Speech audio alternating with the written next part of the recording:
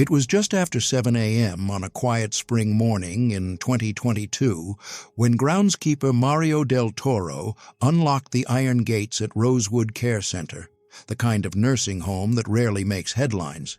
His job that day was simple: prune the hydrangeas near the east wing and pressure wash the walking paths before visiting hours. He didn't expect to find anything out of the ordinary. But then, while repositioning a ladder behind the old tool shed, he looked up, and there it was, a rusted wheelchair, sitting alone on the facility's rooftop. It wasn't just unusual, it was impossible. There had been no repairs on the roof, no recent construction, no emergency drills involving wheelchairs. The rooftop wasn't accessible to residents, not without keys, not without someone noticing.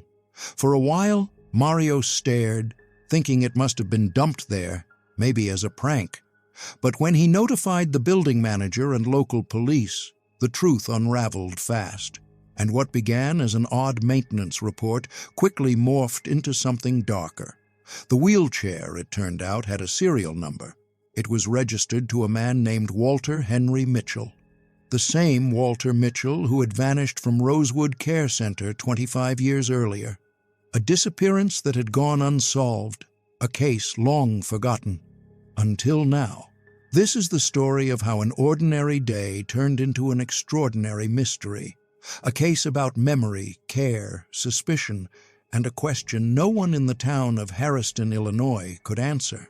How does an 82-year-old man in a wheelchair vanish from a locked facility with no witnesses, no evidence, and no explanation?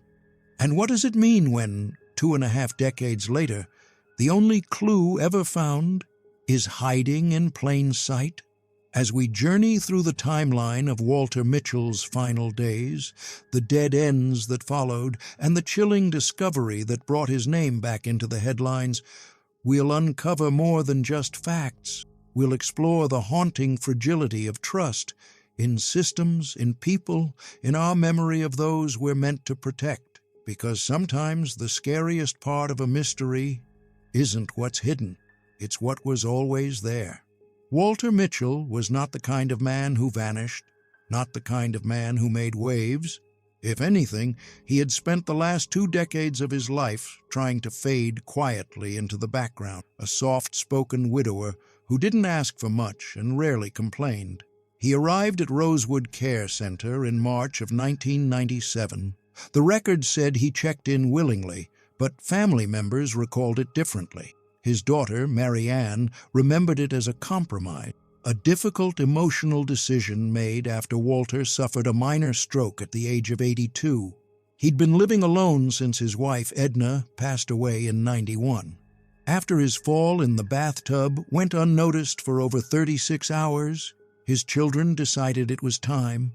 Walter wasn't happy about the move, but he wasn't defiant either. The staff described him as polite, if distant. He read the newspaper every morning. He loved jelly toast with black coffee. And at 9 a.m., sharp, he would wheel himself down the corridor to sit by the sunroom window, the one that overlooked the rose garden. He liked that window, one nurse later said it was the only part of the building that felt alive.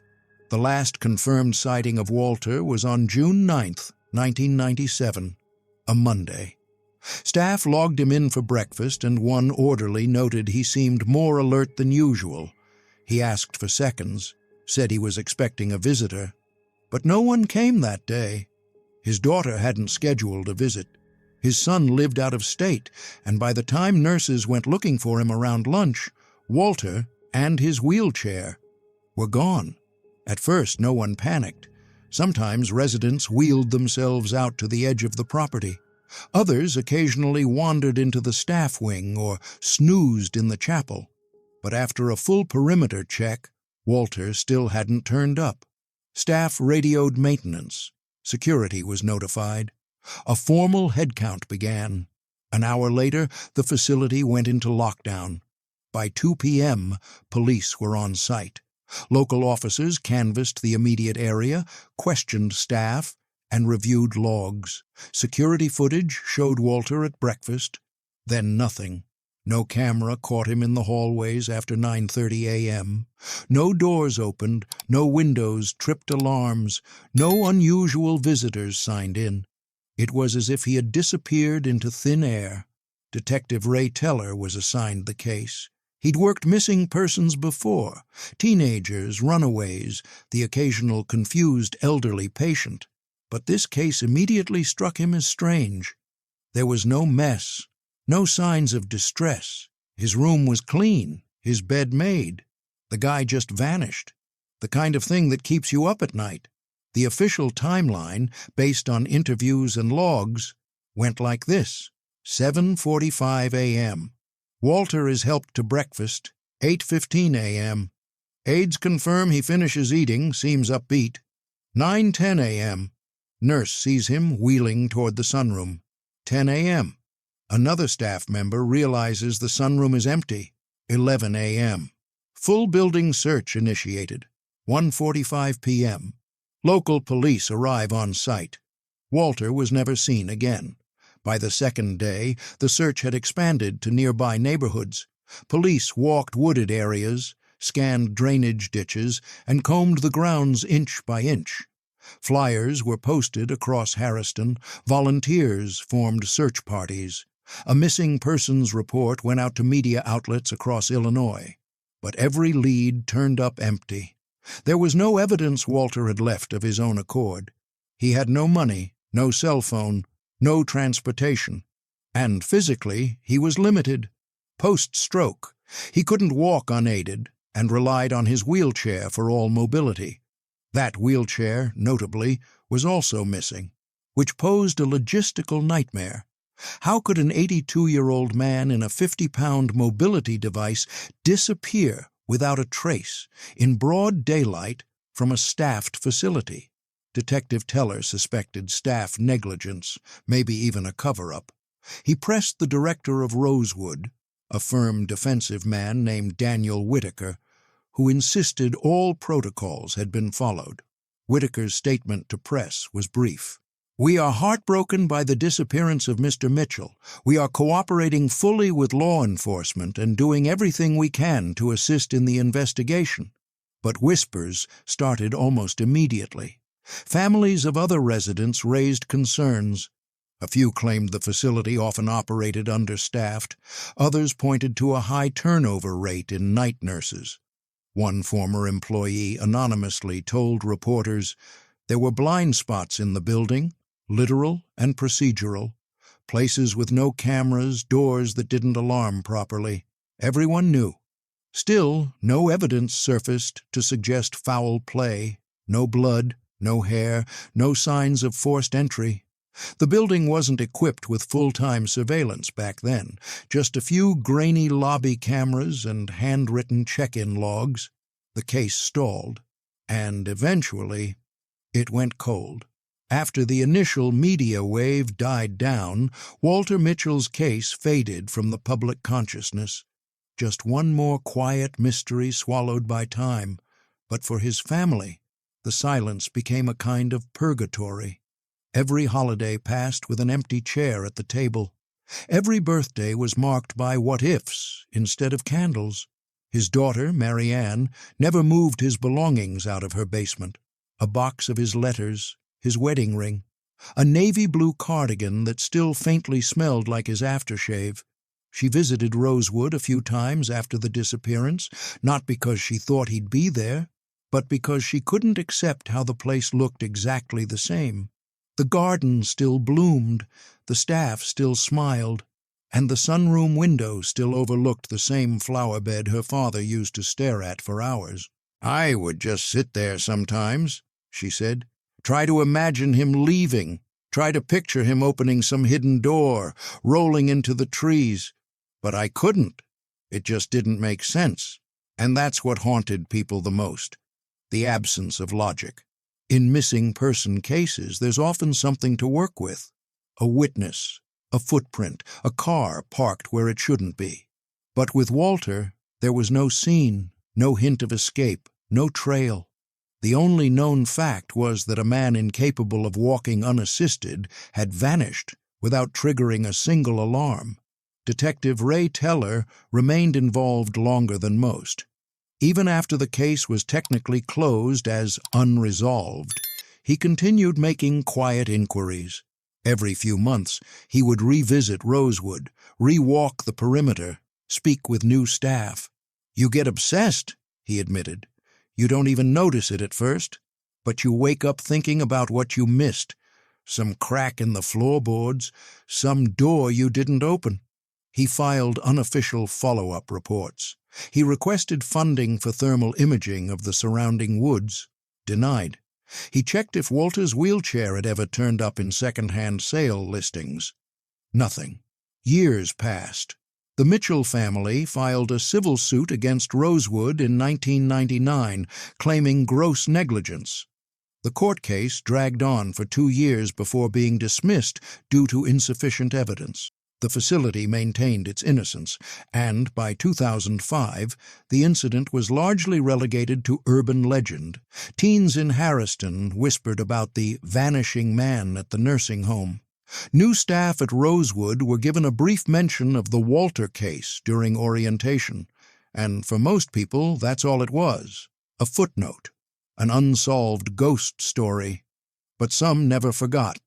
In 2011, Marianne submitted her father's DNA to a national database, hoping for a match to unidentified remains.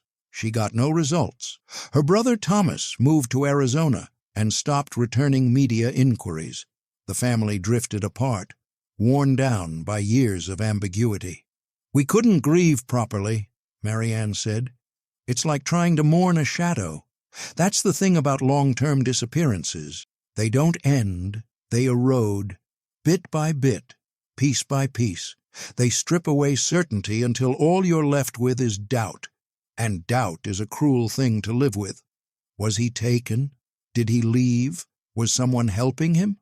Or was there something more disturbing? Privately, Detective Teller kept journals of the case, diagrams, timelines, staff notes, even hand-drawn maps of Rosewood's architecture. He'd sketch different escape scenarios like a strategist planning a heist, how someone could slip out during a fire drill, during a shift change, under cover of a visitor's coat. He even theorized that Walter had been mistakenly removed during a patient transfer, placed in an ambulance by accident, and quietly passed away in another facility under the wrong name. But every theory ran into the same wall, the wheelchair. You can't just hide a wheelchair, especially one custom-made with steel footrests and a serial number. If Walter had somehow walked away, even briefly, someone would have seen him. If he'd been moved, someone would have logged the chair. If it had been stolen, it would have been dumped, sold, or scrapped. But nothing. Until 2022. 25 years after Walter Mitchell vanished, Rosewood Care Center underwent a landscaping renovation. The new groundskeeper, Mario Del Toro, was hired to modernize the gardens, prune overgrowth, and clear out long-neglected areas. One overcast morning, while repositioning a ladder to fix a rusted gutter near the tool shed, Mario glanced up and saw something strange on the rooftop. At first he thought it was trash, a bundled tarp or a broken sign. But it wasn't. It was a wheelchair, rusty, faded, tilted slightly on one wheel. He blinked twice, then climbed higher to see. It wasn't trash. It wasn't a prank. It was real. When Walter Mitchell vanished in 1997, the shock was immediate, but the silence that followed was even louder. His disappearance didn't spark national headlines. There were no FBI profilers flown in, no task forces built around his name. After the initial search and media cycle, the world moved on. But not everyone could. For Walter's daughter, Marianne, the days following his disappearance became a ritual of endurance. Every morning she'd check the phone. Every week she'd call the Harriston Police Department for an update. Every month she'd write a new letter. To senators, to the state health board, to advocacy groups for the elderly, trying to keep her father's name from disappearing the way he had. The answers were always the same. There are no new leads at this time. But Marianne refused to stop looking. She hung missing posters every few months at gas stations and clinics across the county. She convinced a local pastor to keep Walter's photo on the community bulletin board for years. Her father's face, soft eyes, buttoned shirt, white hair combed back, became as familiar as a street sign in Harriston. Even if people had never met him, they knew his story. Or at least, they thought they did. Detective Ray Teller, long retired by the early 2000s, admitted later that Walter's case haunted him more than any other. Every missing person leaves behind a question, but Walter left behind an echo, one that got louder the longer there was no answer. In an interview for a local crime podcast in 2013, Teller recounted, "It was like investigating a ghost. No crime scene, no motive, no witnesses. You start to feel like you imagined the whole thing, like you've been looking for someone who might not even be gone." That podcast episode, titled "The Man Who Rolled Away," briefly reignited public interest. A few internet sleuths took up the case. Reddit threads emerged. Some claimed he had been abducted, others suggested more supernatural theories. Aliens, time slips, even government cover-ups. But most conversations led nowhere. There were no documents leaked, no new witnesses, and as the digital noise faded, so did the investigation. Again. Behind the scenes, though, there were a few quiet efforts to keep Walter's case from turning to dust. Marianne enrolled in a part-time criminology course at a local community college in 2014, not because she wanted to become a detective, but because she needed to understand what had gone wrong.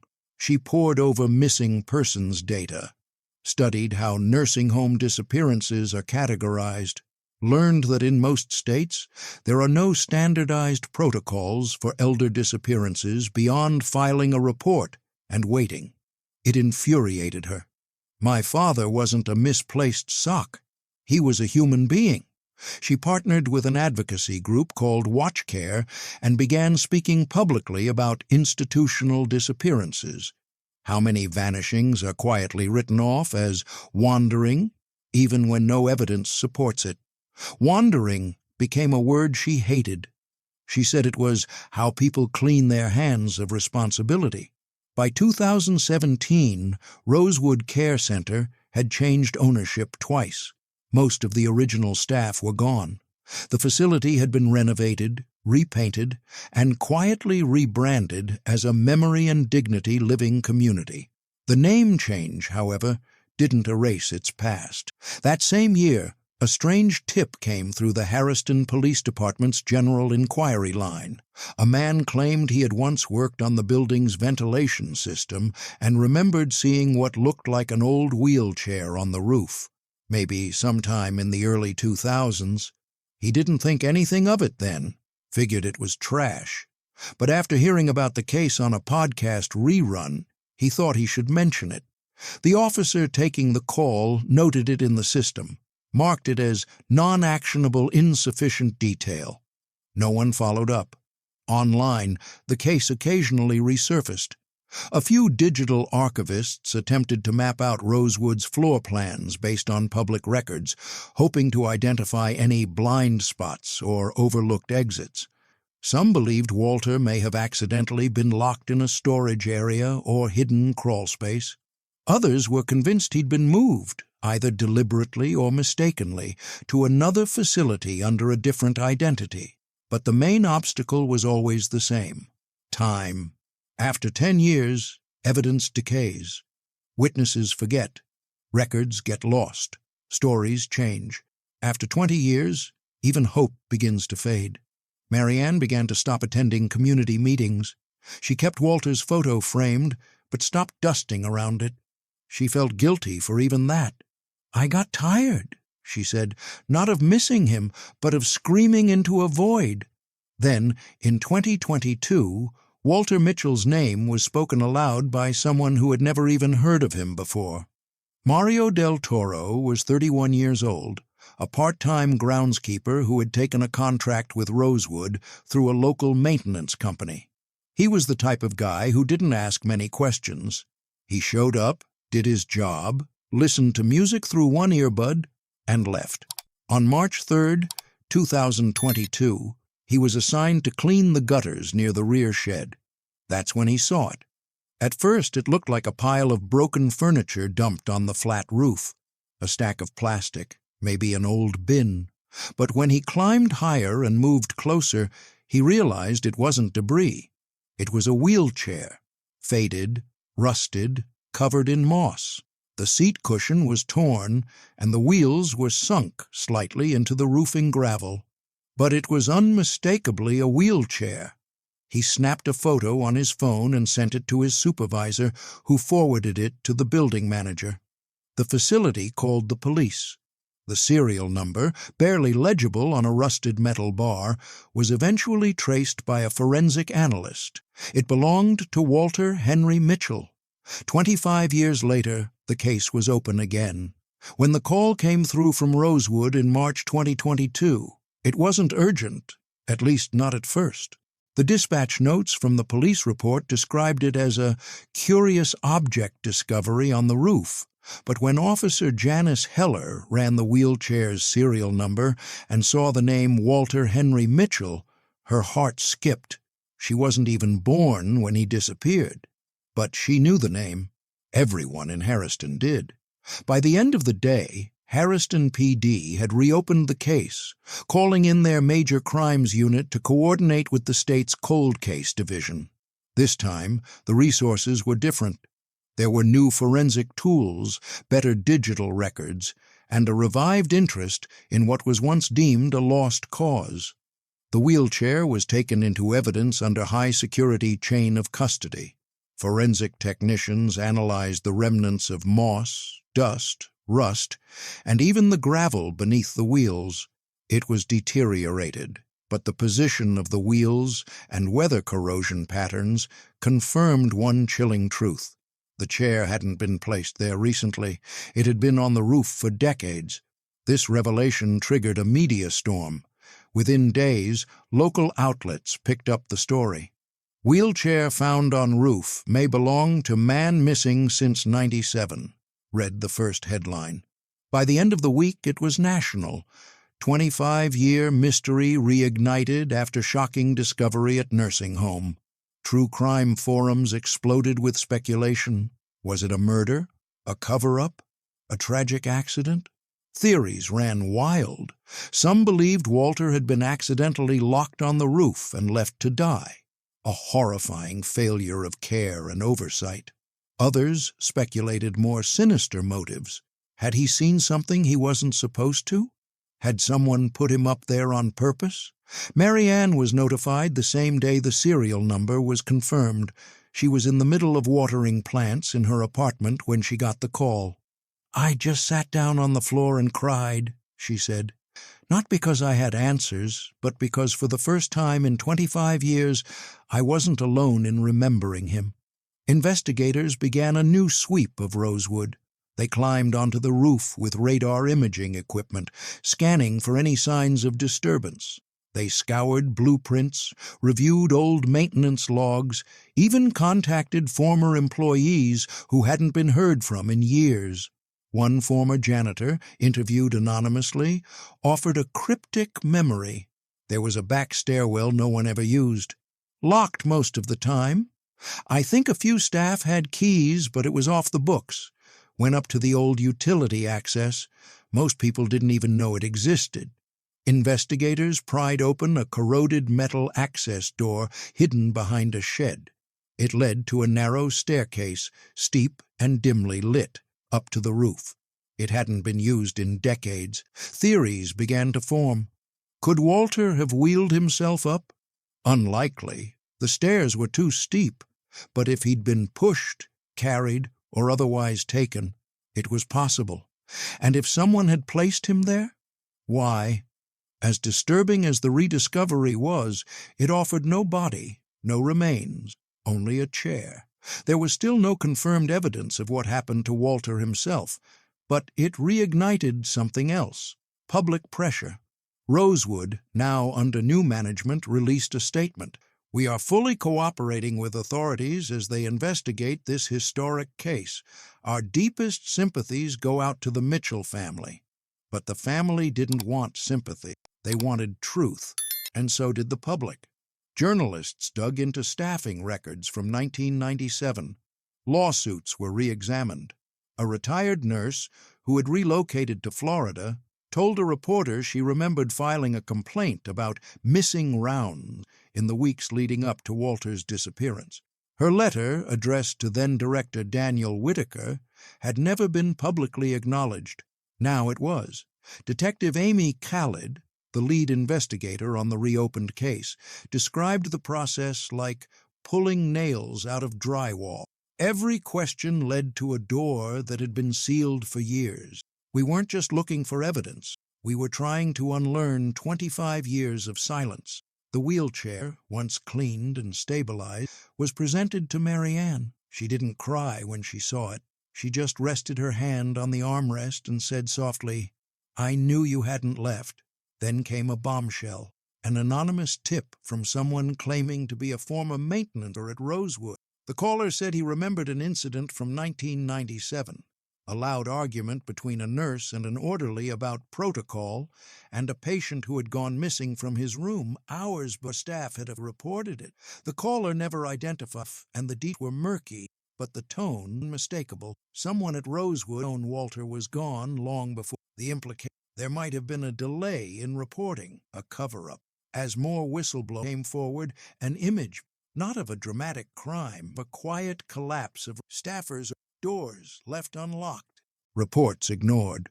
A system designed to protect the vulnerable that, in Walter's case, had done the opposite. There may never be a dramatic courtroom confession. There may never be a recovered body. But for Marianne, the chair was enough. "He didn't disappear," she said.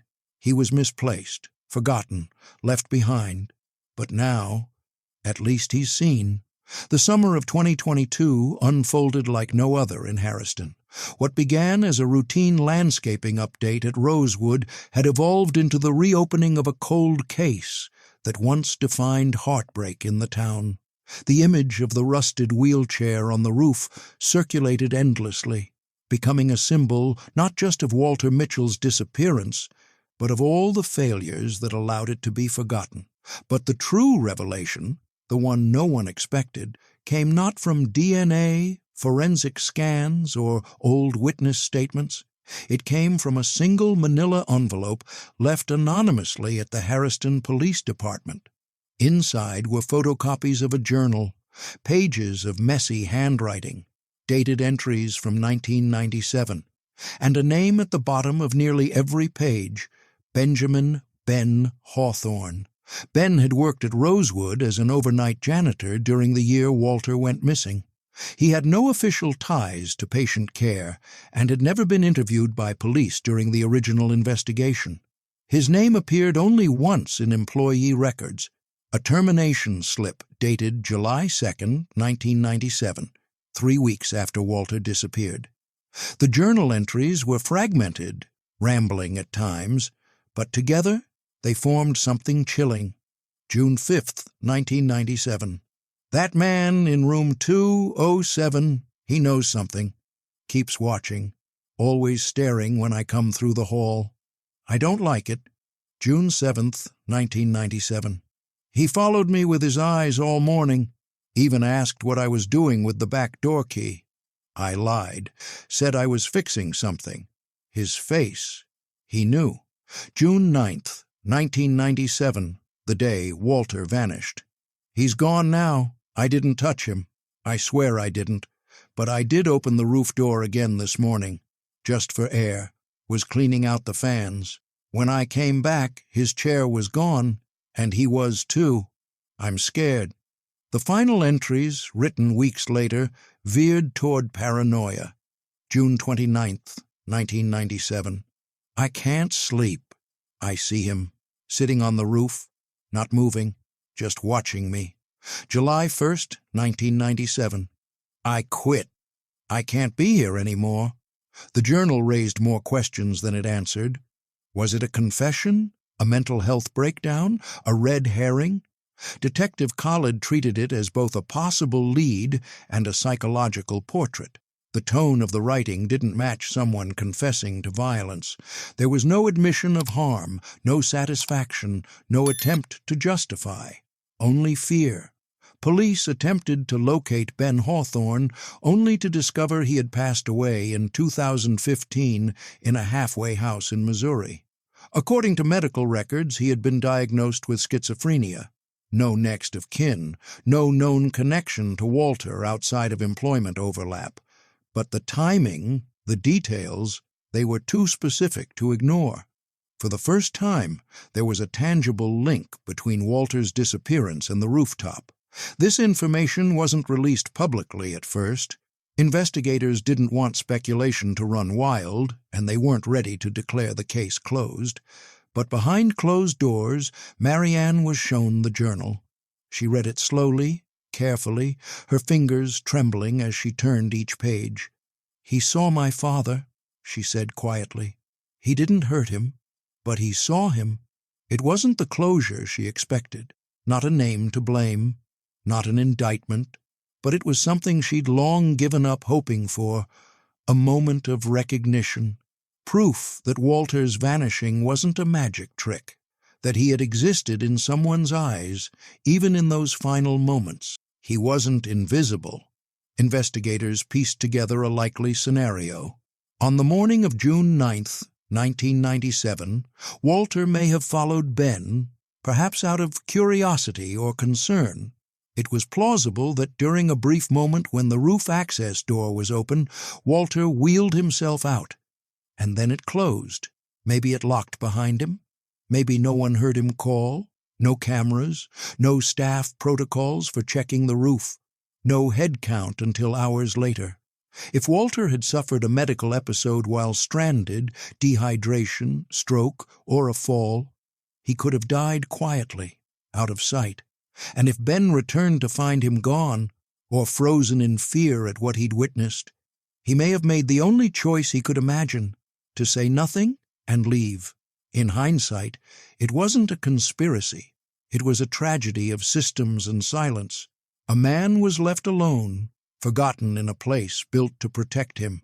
If there was one detail that lingered longest in the minds of investigators and family alike, it wasn't the journal entries, or the rust on the wheelchair, or even the shocking silence of the building itself. It was the question no one could answer. Why didn't anyone look up? That haunting realization, so simple, so painful, drove Marianne to return to Rosewood for the first time since 2005. She was escorted by Detective Khalid and a member of the new care staff. Though the building had been renovated, much of the original layout remained. The garden her father loved was still there. The sunroom had new chairs, new curtains, but when they opened the side stairwell, the hidden one that led to the roof, it felt like stepping back into 1997. The metal steps creaked under her shoes, the light flickered above her. The air smelled of dust and mildew. At the top, the door had been replaced, but the space remained unchanged, a flat rooftop, unremarkable except for the sky above. The wind tugged gently at Marianne's sleeves as she stepped into the open. For a moment, she stood completely still. "This is where he waited," she said. There was no monument, no plaque, but in that moment it became sacred ground. The news finally broke about the journal in early September 2022. While the police were cautious with the language, refusing to declare the case solved or to name a suspect, the public drew its own conclusions. True crime forums reignited. YouTube videos rehashed the timeline. Armchair detectives dissected Ben Hawthorne's handwriting, speculating whether he was complicit or simply a witness. Most agreed on one thing. Walter Mitchell's disappearance had never been the act of malice the world had feared. It was the result of vulnerability overlooked. People don't just vanish. They're misplaced, dismissed, underestimated. And when the institutions responsible for them fail, it isn't always through violence. Sometimes it's through indifference, In October 2022, Rosewood issued a public apology. The new director, a woman named Cynthia Price, held a press conference on the steps of the facility. Though we were not the administrators in 1997, we acknowledge the deep pain that this case has caused the Mitchell family and the Harriston community. We believe that Walter Mitchell deserved better, more vigilance, more accountability, more humanity. We will be implementing structural and policy reforms to ensure that nothing like this happens again. The apology made headlines. For some, it felt overdue. For others, it felt hollow. But for Marianne, it meant something. Not because it was perfect, but because for the first time in 25 years, someone in power finally said what everyone else had been too afraid to admit. They had failed her father. Detective Khalid's final report ran 78 pages. The summary described the likely scenario. An elderly man, recently lucid, independently mobile in a wheelchair, accessed an unmonitored stairwell and became trapped on the roof. Contributing factors included staff shortage, lack of rooftop surveillance, failure to conduct timely bed checks, and insufficient emergency protocols. The report's final words read, "Though no charges will be filed, this case underscores the critical need for reform in elder care safety, supervision, and emergency response." Walter's death was ruled accidental. There would be no further investigation. Marianne held a small memorial on what would have been Walter's 108th birthday. A few friends came, some old staff members too. She didn't make a speech. She just placed his photo by the rose garden and sat in silence. Later, she told a reporter, "I don't need justice anymore. I just needed truth. And I think my father would have been okay knowing that, if nothing else, we finally found where he had been." 1 year later, Rosewood installed a memorial bench on the roof, where the wheelchair had been found. It was simple, understated. The plaque read, "In memory of Walter Mitchell, 1915 to 1997, may no one be forgotten." It wasn't dramatic. It wasn't the ending anyone planned, but in a way it was the kind of resolution that matched the man it honored. Quiet, enduring, and long overdue. In the months following the discovery and reinvestigation, the story of Walter Mitchell began to shift, from tragedy to cautionary tale, from heartbreak to lesson, from silence to awareness. News outlets used the term systemic failure over and over. Politicians in the state legislature referenced the case in debates about elder care oversight. Nursing home reform groups cited it in campaigns for stricter protocols. One editorial in a Chicago newspaper read, "If a man can die unseen on the roof of the very building meant to care for him, what else are we overlooking?" But outside policy and advocacy, the true weight of the aftermath fell on the people who had lived with uncertainty for 25 years. Not just Walter's family, but the staff, the investigators, even the community of Harriston itself. Some carried guilt. Others, a strange kind of shame for having forgotten. A few longtime residents confessed in interviews that they assumed Walter had wandered off and passed somewhere in the woods, never imagining he'd been so close the entire time. That was the part that pierced deepest. He had never left. Walter Mitchell had been right there, all along. Marianne didn't find peace, exactly. But she did find a form of stillness she hadn't known in decades. After the rooftop discovery, she began to reconnect with people she'd distanced herself from, friends, relatives, even her younger brother Thomas, who had grown bitter in the years after their father's disappearance. He called her in November, their first conversation in over 10 years. "So, the old man was closer than we thought," he said. They talked for an hour. No arguments, no blame, just stories. Walter's love for crossword puzzles, his collection of bird figurines, the time he snuck ice cream into the movie theater when they were kids. It was grief, but it was finally shared.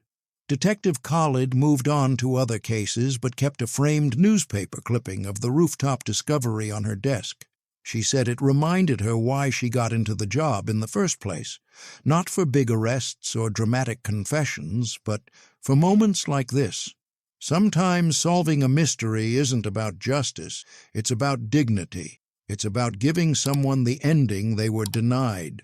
She was later invited to speak at a state conference on cold case resolutions.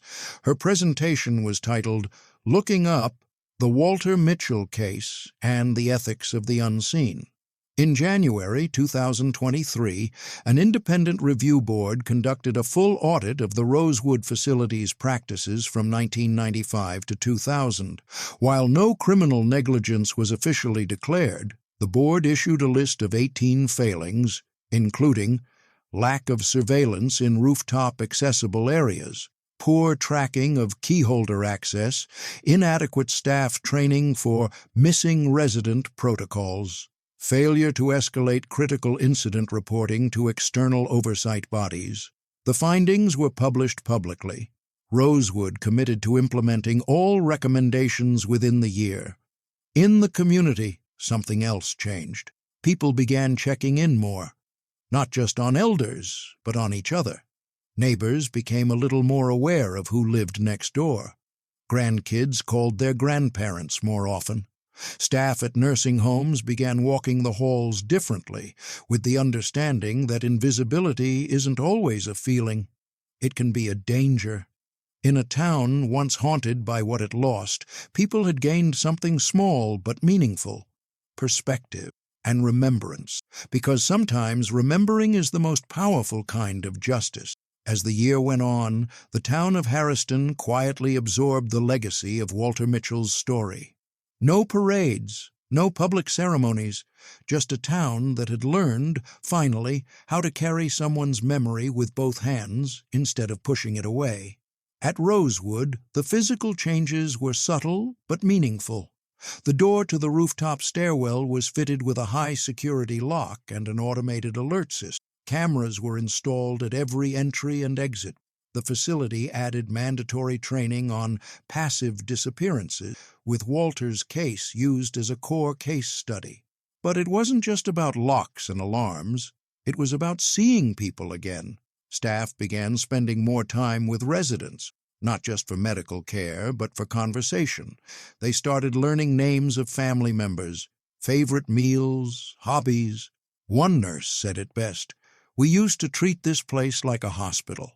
But after Walter, we realized it's also a home." In April 2023, a college professor from nearby Rockford University reached out to Marianne. He taught a course called Ethics of Memory and Caregiving, and he wanted to use Walter's story as a teaching tool. Not just the disappearance, but everything that happened after. The silence, the apathy, the pain of waiting. He invited her to speak.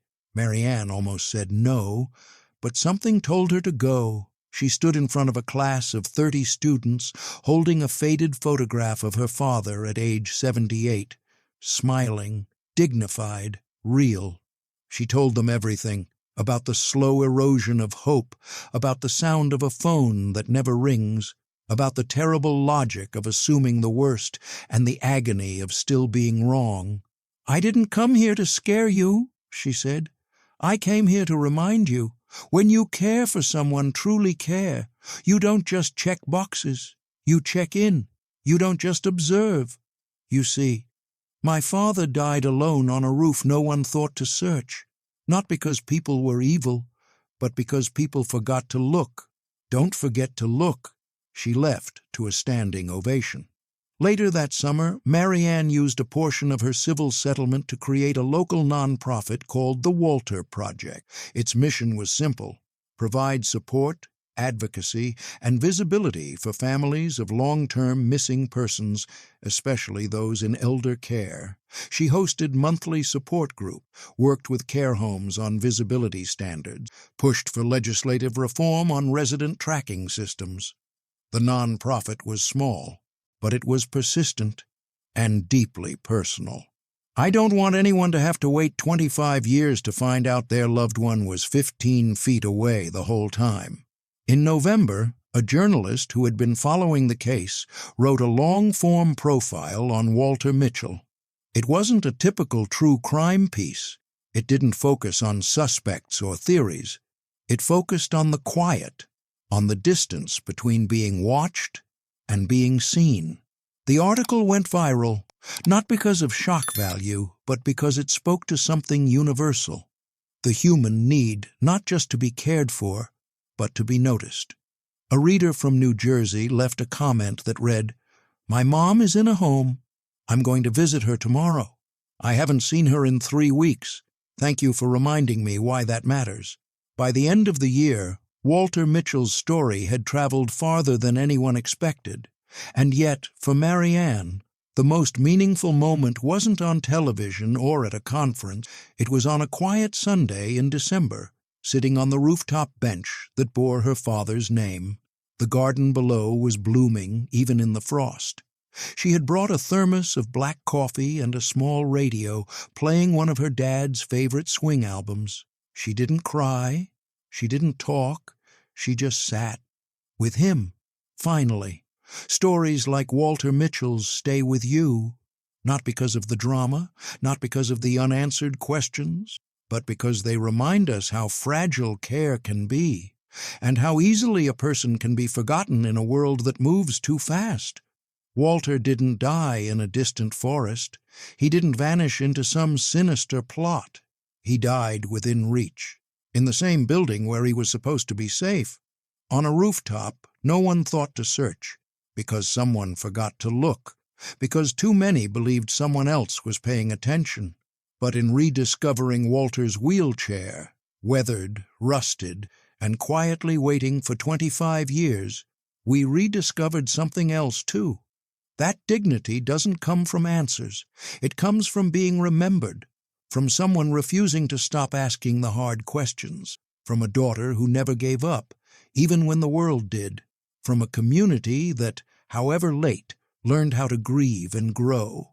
Walter's story isn't just about disappearance. It's about what happens when we forget to see the people right in front of us, the people we pass in the hallway, the ones we assume are fine because they don't speak up, the ones we leave behind, not out of malice, but out of neglect. So, if this story meant something to you, take it with you.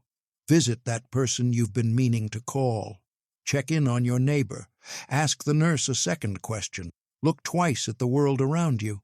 Because sometimes the people who need us most are the ones we forget to see. What would you have done if Walter was your father, your patient, your neighbor? And how many others are still out there, waiting not to be found, but simply to be noticed? If this story moved you, share it. Leave a comment. Start a conversation. Because remembering Walter isn't just how we honor his story, it's how we prevent the next one.